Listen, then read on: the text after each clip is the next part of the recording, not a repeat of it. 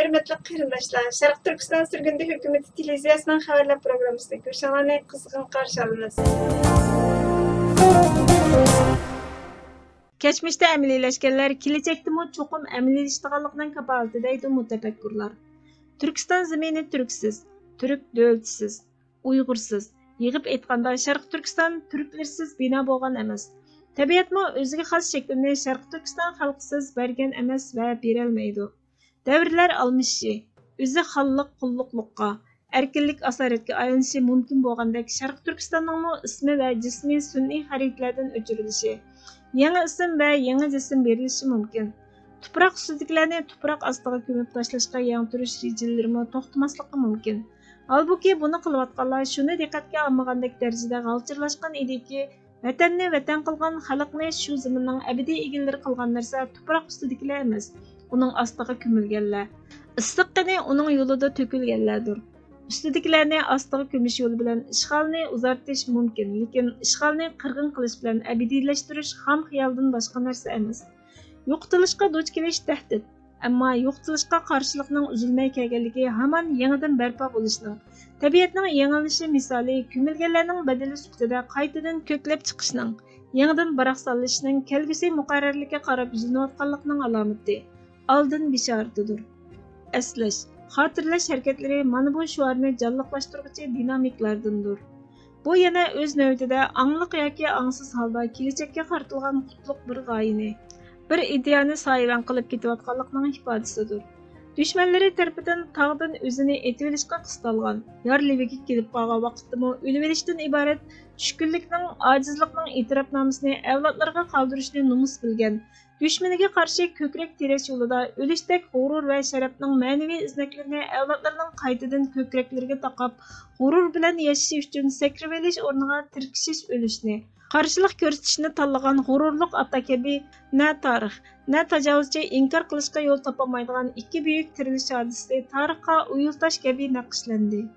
Istiqloliyatni mumkinsizlikka jo'raydigan har turli tashviqot va tahdidlar oldida tiz bukmagan, orqaga chekinmagan holda ikki buyuk ozodlik xitobnomasini, o'rlik va istiqlol jakorini e'lon qilish orqali xalqiga yagona chiqish yo'lining istiqloliyatga ekanligini ko'rsatib berdi. Ana shu qutlug' yo'lning karvoni bo'lgan pak tuproqlarga ishg'oliyatchilar bulg'ashdan avval ikki pak iznoni qoldirgan, o'chmas va o'chirilmas ikki muhrni bosgan, ikki tabarruk izni qoldirib ketgan qutlug' ajdodga salom bo'lsin. Bu izni qoldirishda jinini va borliqini vatan mustaqilligi uchun atagan, kalimutullahni oliy qilish uchun fido bo'lgan aziz shahidlarimizga, tarix batlariga yozib tugatkusiz ish izlari bilan qon bilan to'yilgan ochiq ammo sharaflik badallari bilan bizga ulug'vor bir ruhni miros qoldirib ketgan botir qahramonlarimizga, pahlavon yigit qizlarimizga oliy ehtirom bo'lsin. Barcha Sharq Turkistonliklarning Jumhuriyat kuni qutlug' bo'lsin. Burhan Muhammadning qalamidan. Sharq Turkiston surgundi hukumatining o'rinlashtirishi bilan har qaysi davlatlarda 12 noyabr kuni Sharq Turkiston Jumhuriyati qurilganligining 88 va 77 yilligini tabriklash munosabati bilan faoliyat olib berildi. Cumhur Reisimiz G'ulom Osmon apandi va muavin Cumhur Reisimiz Abdulahat Nur apandining boshchiligida Kanadaning Edmonton shahrida olib berilgan faoliyatga nurg'ulg'an Uyg'ur, Türk va boshqa musulmon qarindoshlar qatnashdi. Cumhur Reisimiz G'ulom Osmon apandi intayin muhim bir tarixiy bayonot berdi. Assalomu alaykum. Sharq Turkistonlik vatandoshlar Allohning hammamizdan ustiga olsun ve hammamizni Sharq Turkistonning mustaqilligini asli keltirish yo'lida birlashtirsin va qalbga tortsin. Amin. Hozir mavzu Sharq Turkiston xalqida hammamiz Xitoy irqiy qirg'inchilikda tahdid ostida yashayapmiz. Vatan ichi va sirtidagi barliq vatandoshlarga salomatlik tilayman va Allohga ishongan holda hammamizning umid bor yashashimizni umid qilaman. Chunki hammamiz Sharq Turkiston uchun va Sharq Turkiston xalqi uchun ustimizga tushgan asosiy vazifalarni ado qilsak, bizni buyuk va parlaq bir istiqbol kutmoqda. Bundan burun qancha dedim deganimdek bizning dushmanimiz Xitoy tajovuzchilari va Xitoy tajovuzchilarga yaloqchilik qilayotgan sotqinlar ekanligini aniq bilishimiz lozim. Bugün aziz milletimiz 6000 yıllık tarihinin en zulmetli günlerini yaşayatıdı. Qayta deyishga kerak yo'q. Hammamiz bilamizki, Sharq Turkiston xalqi Xitoy tajovuzchilari tarafidan irqiy qirg'inchilik va qatlamlarga duch kelyapti. 150 yildan ko'proq bir vaqtdan beri davom qilib kelayotgan dushman ishg'oliyati, dushman istibdodi va qatlamlari sababidan kimligimizni millat sifatida unutib qoldik. Xitoy tajovuzchilaridan iborat dushmanlarimiz va ularga yaloqchilik qilib kelayotgan itmijoz g'olchilar aziz xalqimizni cahil ve manqurt bir millete aylandırıp koydu. Frederick Douglass bundak degan edi. Bir milletning hayotinin amallıqı fakat şu milletning durust, to'g'ri, sharaflik ve g'ururlik bo'lishiga bog'liqdir. Xuddi shuningdek, biz g'ururlik ve vijdonlik insonlarimizdan ayrilib qoldik. Ya'ni Xitoy tajovuzchilari sharaflik insonlarimizni yo'q qildi. Biz igi chiqmadik. Biz şereflik insanlarımızdan örnek almayı eksik düşmenge geçtik. Düşmenden yendik ve düşmenden özümüzge ziyalılık adetlerini yutturup aldık. Martin Luther King bundak degan edi. Fikri aciz insanlarını işlep çıkarışka devam qilgan bir millet, ahiri özünün ruhi bilimini asta setib olgan buludur. Xuddi shuningdek bizni keskin fikirlik bo'lmag'achqa, düşmanımızın yeni mekirleriyle, tozaklarıyla, yalganlarıyla ve fikri fasatlarıyla döpte çıkışıp gettik. Tutuluşumuz ve azadlığımız için rehberlik kılışta tırışkan, meydanı enik ve fikri ötkür hakiki rehberlerine talvilerçe hücum kıldık. Milletimizin aksi hükümedeki toğra rehberlerden ayrılıp yetim kalgan çağımızda bizni aldaş için aramızdaki fikri aciz, meydanı enik olmayan şahsiyetçi mahluklar düşmanımız tarafından bozarıp silindi. Bu mahluklar şahsi menfaatini milli menfaatimizden üstün köydü. Ular sözlegende sahtipazlik bilen laf etip verse nadallaşılarga geçti. Saylanlarda şu tipki mankurtlarını sayıldık. Bu ahvalımızdan ibret alaylı. Hürmetli aziz halkım, hürmetli aziz qarindoshlar. Endişkinmanlar, düşmanımızın aldamçılık kılıngan vakti ahırlaştı. Çünkü Şarkı Türkistan halkı oygandı. Bu eğir külləmi ütüküdür. Biz hergiz düşmanımız Xitay tajovuzchilariga qul bo'lmaymiz. Ecdatlarımız gibi öz vatanımızın hocayinleri bulunuz. 6000 yıldan köprek bir vakittin bu yan bir millet sütüdü nurgun eğir küllərini baştan geçirdik. Nurgun felaketlerden ve sansız balaya afetlerden kurtulup çıktık. Bu jarayonda insoniyatning baxti uchun dunyoga nurg'un ko'rsatib qo'shdik. Büyük ecdatlarımız ilim, siyaset, felsefe, astronomiya, muzika ve harbiy başka nurg'un sohalarda dunyoga rahbarlik qilgan. Biz bugun shularning avlodi sifatida faqat mavjudiyatimizni saqlab qolish uchun Sharq Turkistonning mustaqilligini asliga keltirish uchun kurash qilyapmiz. Fikrimiz aniq, maydonimiz kaskin ve g'oyamiz ro'shan. Şunun için biz qaysi yo'l to'g'ri, qaysi yo'l xato deb tartishib o'tirmaymiz. Chunki Sharq Turkistonning mustaqilligini asliga keltirish xalqimizning mavjudiyatini saqlab qolishning, inson haqlarimizni saqlab qolishning va erkinligimizni muhofaza qilishning birdan-bir kafolatidir. Bu yo'ldan boshqa yo'l bizni dunyodami va oxiratdami xorliqdan qutuldirolmaydi. Qarindoshlar, yaxin o'ylaylik. Birbirimizni takıma uygutaylı, yüzümüzü ve öz halkımızı tutulduruz için bu uluk seferge atılmaylı. Gücümüzü toplaylı, zihnimizi toplaylı. Bizden birli düşmanımız var, o olsun Xitay tajovuzchilari ve ularga yalaqchilik qilib kelayotgan munofiqlar. Bizga düşmanımız yetib oshadi. Bundan boshqa düşman izlash ahmoqlikdan boshqa narsa emas. Shuning uchun hammamiz haq maydoniga kelaylik, haqqoniyat maydoniga kelaylik, haqda birlashaylik. Birimiz haq maydonda, yana birimiz nahaq maydonda turib birlashgili bo'lmaydi. Birlashishning sharti Sharq Turkistonning mustaqilligini asliga keltirishdan iborat haq maydonga to'planishdir. Hammalarga rahmat, bayramingiz muborak bo'lsin.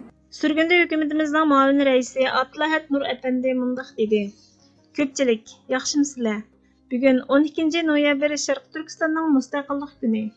Biz bu muhim kunni xotirlash 1930 yili 12 noyabrda qurilgan birinchi qatimliq Sharq Turkiston Cumhuriyeti ve 1944 yili 12 noyabrda qurilgan ikkinchi qatimliq Sharq Turkiston Cumhuriyetini tunish, xotirlash uchun bu yerga jam bo'ldik.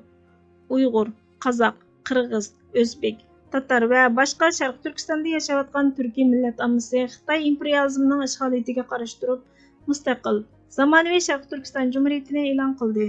Vaqtga qarshi Sharq Turkiston Jumhuriyati 1949 yili 22 dekabr kuni Xitoy tarafidan yana bir qatim ishg'ol qilinib, Xitoyning mustamlikasi, irqiy qirg'inchilik va ishg'oliyatining 77 yil davomlashishiga yo'l ochdi.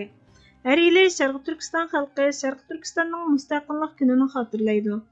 Vatanimizning mustaqilligi uchun hayotini, issiq qonlarini qurbon qilgan qahramon ajdodlarimizni xotirlaydi. Her yili bizning Sharq Turkistonning mustaqilligini qo'lga keltirishga bo'lgan tirishchanligimiz va orzuyimiz Xitoyning davlatimiz va xalqimizning mavjudligini yo'qotish tirishchanligiga qaramay kundan kunga kuchaydi. Bugun millionlagan xalqimiz jazo lagerlariga, turmalarga, organ yig'ilish, majburiy emgak silish lagerlariga qamaldi. Nurg'unlari qiyin qistoqqa ilindi, organlari uchun o'ldirildi. Bosqinchilik, tug'mas qilib etishning qurboniga aylandi. Lagerlarning sirtidagi xalqimiz hatto o'zlarining uyida turibmi izchil kuzatish va parokandachilikka uchirdi. Yarim milliondan ortiq Sharq Turkiston bolalari oilasidan majburiy ayirib etilib, davlatning yotoqliq maktablari va yetimxonalarga avatilib, o'z salohiyatini unutildirib, Xitoy salohiyati bilan yetishtirilmoqda. Millionlagan begunoh buvoqlar majburiy ona qo'sqidan tushirib etilmoqda. Millionlagan Sharq Turkiston ayollari majburiy tug'mas qilib etilmoqda. 10 minglagan Uyg'ur va boshqa turkiy millat ayollari Xitoy erlari bilan to'y qilishga majburlanib, kelgusi mavjudligimizni yo'qotishning qurboniga aylanmoqda.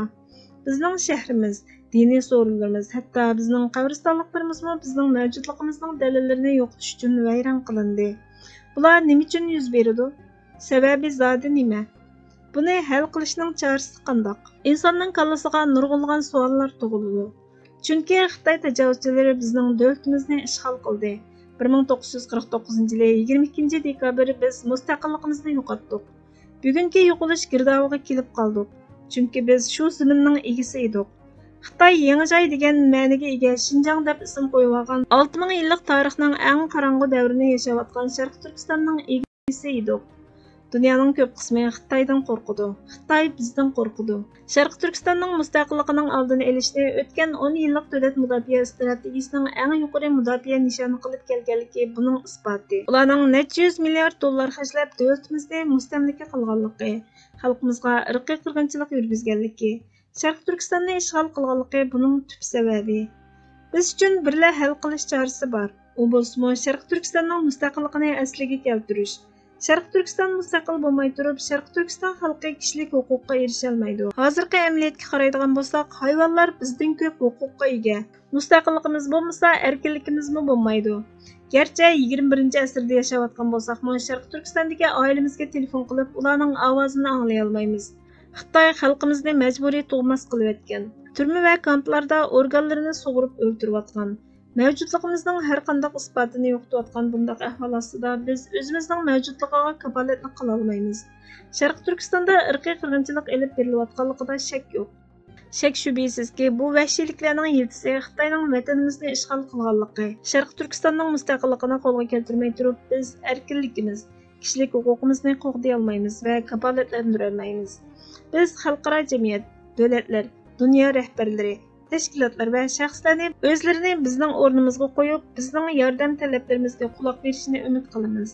Sharq Turkistonda yuz berayotganlar dunyoning boshqa joylaridagi davlatlarda yuz berishi mumkin. Biz Kanada, Amerika va dunyodagi barliq hukumatlarni Xalqaro jinoiy ishlar sud mahkamasi, Xalqaro adolat mahkamasi, NATO, Birlashgan Davlatlar Tashkilotini 21-asrda ishg'ol qilingan Sharq Turkistonda yuz berayotgan irqiy qirg'inchilikqa qarshi turishga chaqiriq qilamiz. Biz Xalqaro jinoiy ishlar sud mahkamasi, Xalqaro adolat sudi, NATO, Birlashgan Davlatlar Tashkiloti, Amerika, Kanada va barliq davlatlarni Sharq Turkistonni besilingan deb e'tirof qilishini, Sharq Turkistonning mustaqilligini asliga keltirish orqali 72 yildan beri davomlashib kelayotgan irqiy qirg'inchilik, mustamlika va ishg'oliyatni oxirlashtirish uchun yordam qilishga chaqiramiz. Biz Xalqaro jinoiy ishlar sud mahkamasi, Xalqaro adolat sudi, NATO, Birlashgan Davlatlar Tashkiloti, Amerika, Kanada qatorliq davlat hukumatlari va boshqa barliq hukumatlarni Xitoyning vahshiyligini irqiy qirg'inchilik deb tanishga chaqiriq qilamiz. Sharq Turkiston xalqi hurlikka tashna, yordamga muhtoj. hürlikiga yangidan erishishga muhtoj. Agar dunyo inson haqlariga ahamiyat bersa va bu vahshiylikni to'xtatishni niyat qilsa, Sharq Turkistonni mustaqil davlat, Sharq Turkiston xalqini mustaqil davlatida hur xalq bo'lish sifati bilan xalqaro jamiyatdagi tegishli o'rnini asliga keltirishni qo'llashi lozim. Musulmon qarindoshlarimizning vakili musulmonlarni birlashib Xitoyning Sharq Turkistondagi musulmonlarga yurgizayotgan irqiy qirg'inchilikqa qarshi turishga, mazlum Sharq Turkiston xalqiga yordam qilishga chaqiriq qildi. Germaniyaning Myunxen shahridagi Amerika elchixonasining oldida Sharq Turkiston Uyg'uriston ozodlik tashkiloti 12 noyabr Sharq Turkiston Cumhuriyeti qurilganligini xotirlash munosabati bilan namoyish o'tkazdi. Sharq Turkiston surgundi hukumatining parlament raisi Osmonjon Tursun apandi muhim so'z qildi va Amerika prezidenti Jo Baydenga yozgan xatini o'qidi. Assalomu alaykum. Aziz vatandoshlar. Bugun biz Germaniyadagi Amerika konsulining oldida Uyg'uriston ozodlik tashkiloti Sharq Turkiston surgungi hukumatining dunyoviy chaqirig'iga, ya'ni mustaqillik namoyish chaqirig'iga ovoz qo'shib, bu yerda namoyish o'tkazyapmiz. Endi bugungi bunday bir kunda namoyishning o'tkazilishi bizniki ayni vaqtda, ya'ni 33-yil, 44-yil ikki qatimliq jumhuriyatimizni aslash. Shundaqla bundan keyingi qurilmoqchi bo'lgan 3-qatimliq jumhuriyatimizga o'zimizni siyosiy jihatdan tarbiyalash maqsadida bu namoyishni olib boryapmiz. Endi biz haqiqatan mana bu shunday namoyish faoliyatlarini olib borgan vaqtimizda ikki narsaga diqqat qilishimiz kerak. Birinchi, bu namoyish qilishga maqsadimiz oldindan o'zimizniki mustaqil qolgan orzuyimizniki o'lmaganligini, bundan keyin ham bizning mustaqil yashash irodamizniki chuqur bir kuni amalga oshirganligini, shundaqla o'tgan ikki qatimliq jumhuriyat tarixida yuz bergan voqea ham hodisalarni aslash orqali xulosa chiqarishimiz to'g'ri keladi. Shunga aziz qarindoshlar, bugun biz 33-yil qurilgan Sharq Turkiston Islom Cumhuriyatini aslasak, shu vaqtda Sharq Turkiston Cumhuriyati qanday bir tarixiy sharoitda qurilgan, qanday siyosiy tashkilotlarning taklif chiqqan, arkasida qanday harbiy kuchlar bor edi, u qanday 3 oydan keyin mustamliklar tarafidan yana qaytadan yutkazildi. Bu shundoq tarixiy arxivlarni, siyosiy arxivlarni tadqiq qilishimiz ham shu vaqtgi tarixdan tajribali bundan keyingi jumhuriyatimizning qurilishining, ya'ni mag'lubiyatli tarixlarni emas, sharaf tarihi bilan asli kelishiga asos solishimiz lozim. Shunga qarindoshlar, biz bu munosabat bilan bugungi dunyoning vaziyati ayni vaqtdagi 33-yil ham 44-yilgi dunyo vaziyatidan farqlanmaydi.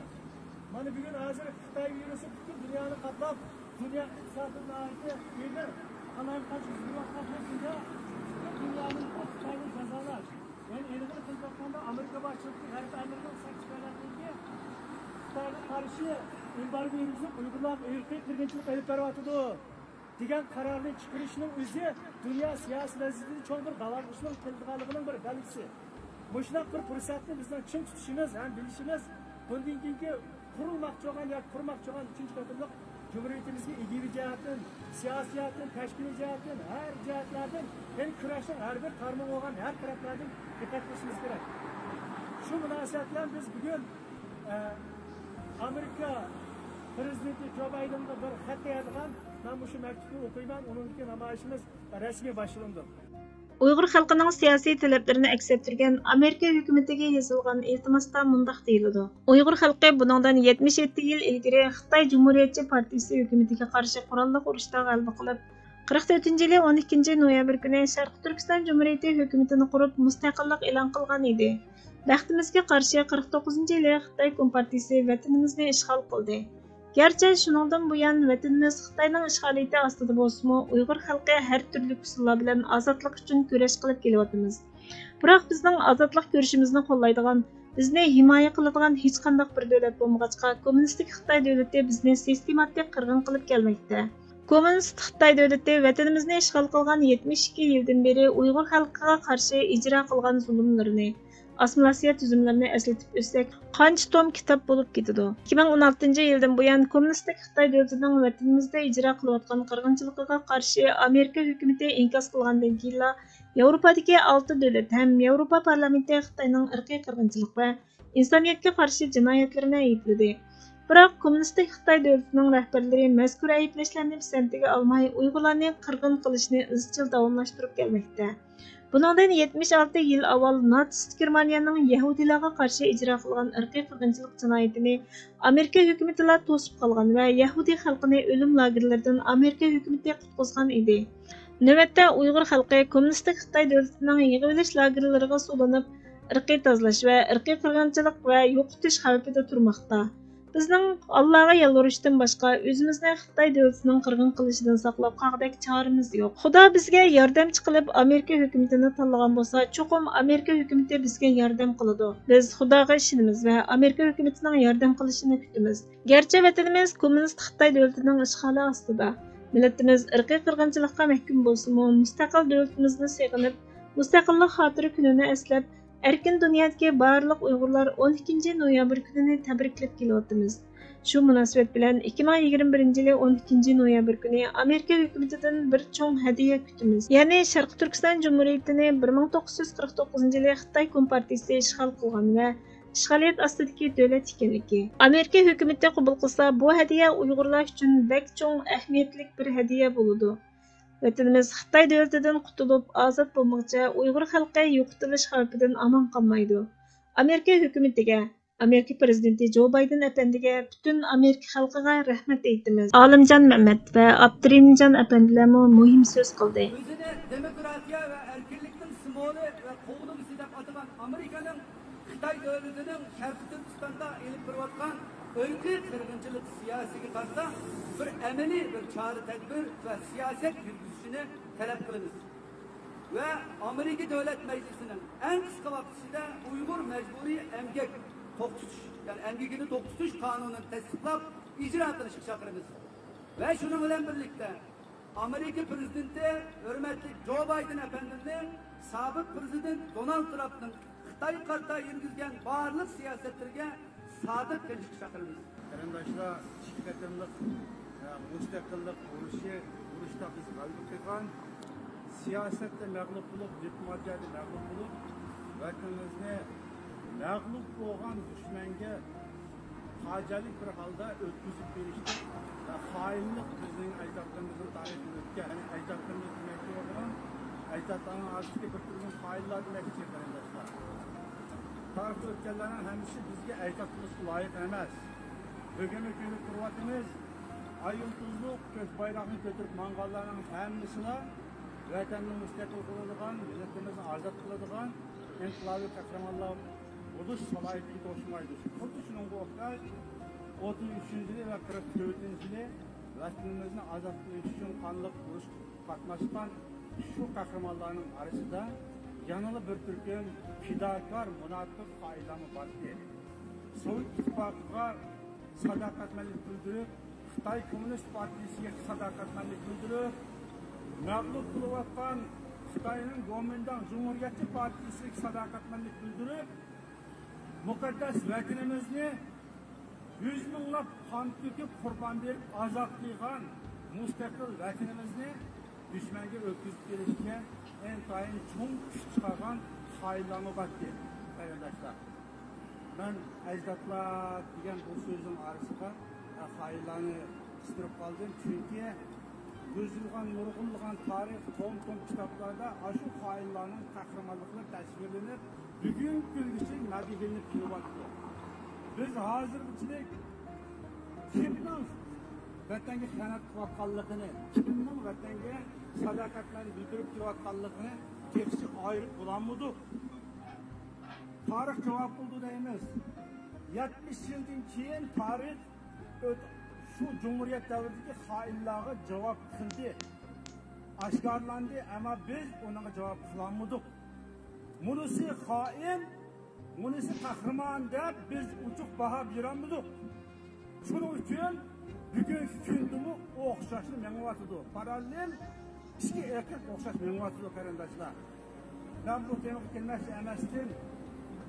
endi bugungi mushu kunda butun dunyoda, erkin dunyoda vatanimizdagi Cumhuriyet günü, yani müstakillik gününü bazı devlette ayarlarını tutan kardeşlerimiz tebrikliyordu. Şarkı Türkistan devlet bayramımız mübarek olsun der, tebrik et yollavatdı, tebrikleş faaliyet yapıyordu. Emniyette o mağlup boğan, yoktuğun şu mağlubiyetin neticesi bugün bütün bir millet ırkçılıkla mahkum bulup, hikmetlik sınırlarımız, hanis süpet, biriş süpet kızlarımız necis Xitaylarning ayak astida dapsanda qilinyapti. Meni yigitlar lagerda dapsanda qilinyapti, bosqinchilik uchrayapti qarindoshlar. Biz aşu mağlubiyatning natijasini 33-yil va 44-yilda qurilgan Cumhuriyetni dushmanga o'tkazib şu xoinlarning ajdodlar arzusini tushunmagan, qahramonlar arzusini tushunmagan milletning inqilobiy bayroqlarini ko'tarib, mujohidlarning bayrog'ini ko'tarib yurib, shu bayroqning ostida millatga xoinlik qilgan, vatanga xoinlik qilgan, davlatga xoinlik qilganlarning tashabbusidan bugun bir millat yo'qolish oldida turyapti. Ve şu günlerini, Cumhuriyet kurulan gününü hatırlayıp etiniz keyfiyatında hatırlayamadınız. Bugün şu münasebetle bizim o Münih'teki Amerika elçixanasının aldığı küçük bir namayiş kayıtlı oluşturduk. Aslında bu ciddi namayişin emel. Yani Amerika hükümetiye, Amerika prezidentine bizden Şarkı Türkistan vatanımız, yani Uyguristan'ı Xitay Komünistik Partisi işgal kılgan, beslenilgan tutaklar Amerika hükümeti itiraf kılışın talep kılış bir mürasime faaliyeti öpüzmekçiydik. Amerika'daki Salih Kudayar, Şarkı Türkistan sürgünlü hükümetinin baş ministri Salih Kudayar'ın çağırtığı asasen dünyanın akaz jaylarındaki şu yani müstakillik arzu kılgan, müstakillik kılgan teşkilatlar ve karindaşlar Amerika elçixanasına, Amerika hükümetine şundaq bir iltimas yollaydıqanlıqqa çağırып qilgan bizmi Münih'teki Germaniya Uyghur Azad Teşkilatı bu sürgündeki Şarkı Türkistan hükümetinin baş ministri Salih Kudayar'ına çağırtığı avaz kılışıp bu faaliyetini uyuşturduk. Emniyette bir parça hatta tutuyoruz Amerika hükümetine. Şunun olan birlikte bu namayiş şeklinde bir namayiş yapmak çoğunluk. Lekin Germaniyada Xitay virusu günden güne aynı hazır 50 mingi buluşup kaldı çözüm tutumluk. Bala kazası. Şunun olan bu namayiş uçak çıkmaymayızlar zaman teste adam çekilmesi yani onu yatması gerek çekim koyğandayken biz bu namayiş tutumunu çıkamay. Bu şunda özara yapan karindaşlar değişiyor bugün bu yer kaldık. Karindaşlar köpçülük rahmet. Köngülsüz sözlerini etip bakan bolsam, köngüllerini rencitip bakan bolsam, bazı hain ecdatlarınınki evlatlığa bu gaplarını çekip bakan bolsa ve bugün hükümdeki bazılarınınki kollukçuluğa bu gaplarını çekip bakan bolsa, hepsi sorayına. Ama biz kahraman bilen haini ağırlık muamele kılmediğini bu aşiretle kutlanmayız arkadaşlar. Allah'a emanet olun. Şarkı Türkistan Xalq Cemiyeti Yaponiyaning Tokyo şehrida 12 noyabr kuni Cumhuriyet qurilganligini xotirlash munosabati bilan faoliyat olib bordi. Faoliyatda Xitoyning Sharq Turkistondagi irqiy qirg'inchiligi anglitildi. Yaponiya hukumati va dunyodagi demokratik davlat hukumatlaridan Xitoyning irqiy qirg'inchiligini, Sharq Turkistonning Xitoy tarafidan bosib olingan zamin ekanligini e'tirof qilishni, Sharq Turkistonning mustaqilligi uchun yordam qilishni talab qildi. 2015 yılı 11 ayının 13 günü Fransiyada terörlük vakası yüz berip bəxtə qarşı nurgulgan begunoh kişiler bu terörlük vakasida hayatından ayrıldı. 2022 yıllık Dünya Futbol Lonkasının hal qılğıç müsabaqasiga tanlanish bosqichidagi Fransiya bilan Qozog'iston davlat komandasining musobaqasi naq mush kunga to'g'ri keldi. Ham bu kun Sharq Turkiston Cumhuriyeti qurilganligining xotir kuni bo'lg'achqa Sharq Turkiston surgundi hukumatining muavin ministri Mirqadar Mirzat Efendi Fransiyada turishliq Sharq Turkiston surgundi hukumati millat vakillari bilan birga Sharq Turkiston xalqining terrorlikqa qarshi Fransiya xalqi bilan bir safda ekanligini bildirish, avlodlarimizning qalbida unutilmas xotira qoldirish maqsadida musobaqa maydoniga ay yulduzliq ko'k bayrog'imizni olib kirib, boshdan oxir lapildatib turdi. Musobaqamo nihoyatda jushqun elib berildi. Natijada Fransiya davlat komandasi 8-0 natija bilan Qozog'iston davlat komandasini yengib, 2022-yillik Dunyo futbol lo'nqisini talish musobaqasining hal qilg'uch bosqichiga kirdi. Hurmatli ko'ruvchilar, xabarlarimizni ko'rgan uchun ko'p rahmat. Kelar qitimli programmamizda ko'rishguncha Allohga omonat bo'lg'aysizlar.